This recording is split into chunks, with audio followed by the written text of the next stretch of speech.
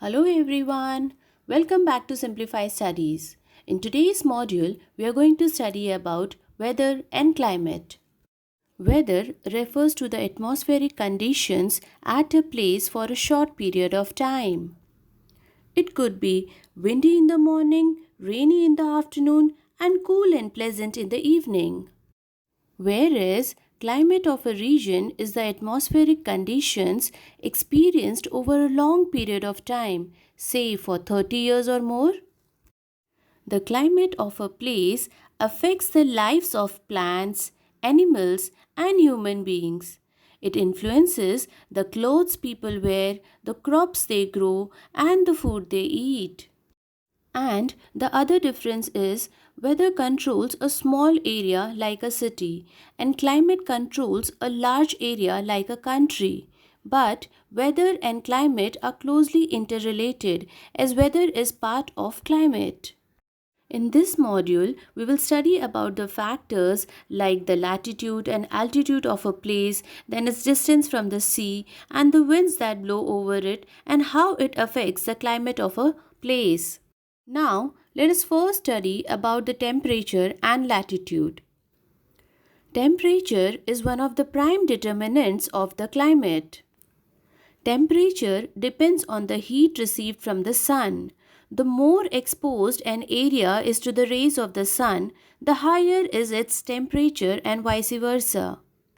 Equatorial regions experience extreme climate. It is because these regions receive direct rays from the sun. These rays are intense, so we feel very hot and sweaty in this region. But when we move away from the equator, the climate becomes moderate. It is cold at the poles.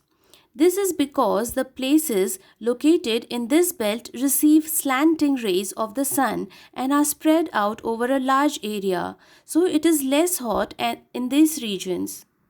For example, Kenya is located close to equator and receives more heat, whereas Russia, which is closer to North Pole, receives less heat. Now, let us understand how the altitude of a place affect the climate. Altitude refers to the height of a place above sea level. The greater the altitude of a place, the colder it is. And that is the reason why people from warmer climate often visit hill stations which are much cooler in summer. Differences in altitude cause differences in temperature even in places that fall on the same latitude. For example, Mount Kilimanjaro, an extinct volcanic peak on the equator, is snow covered throughout the year, while Singapore, also on the equator, stays hot and humid throughout the year. Now, let us understand how winds affect the climate of a place. The temperature prevalent in a place governs the flow of winds. Winds blow from a cool place to a hot place. For example, when you open your fridge, you can experience the cold air gushing out of it, isn't it? Now let's see how it is applicable in climate. During the daytime, land becomes hotter as compared to sea. This causes the wind above land to become warm, whereas the sea is cooler than land during daytime. So, the wind above the sea is also cooler. The warm wind above the land rises high in the air because it is light in weight. This makes room for the cold air which gushes in from the sea. This is known as sea breeze. It carries moisture which makes the land cool. But during the night, land cools faster than the sea. So, the air above it also cools down and becomes dense or heavy.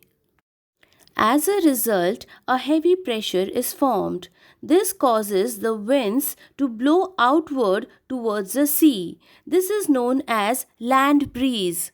And that is why we experience sea breeze in the daytime and land breeze in the evenings in the coastal regions. Now, let us understand how humidity and precipitation affect climate. We all know moisture causes humidity.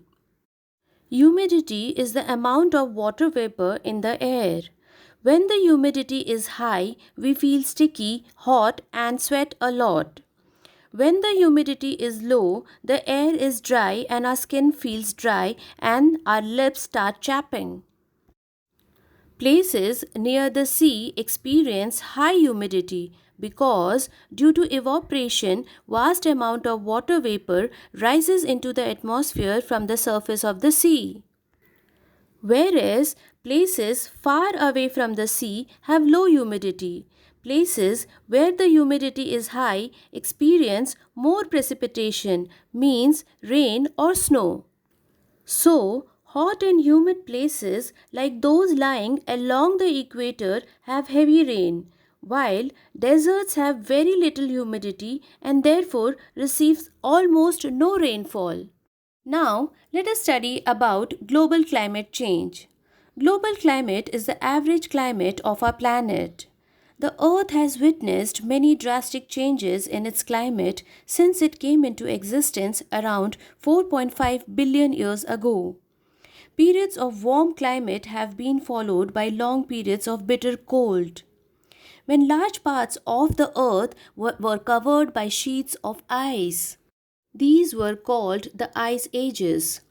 But around 10,000 years ago, the Ice Age came to an end. Since then, the Earth is gradually becoming warmer. However, in the past few centuries, global climate has changed more rapidly than in any period of the past. According to scientists, the average global temperature has increased by 1 degree centigrade in the last century. Although this may seems to be a small number, it actually has serious implications for the earth and all its inhabitants. This process of rapid heating up of the earth is known as global warming. This had led to the changes in the climate around the world. Many factors are responsible for the gradual warming up of the earth. We will study about those factors, their effects, and things we can do to check climate change in my later videos. So stay tuned until then and bye bye for now.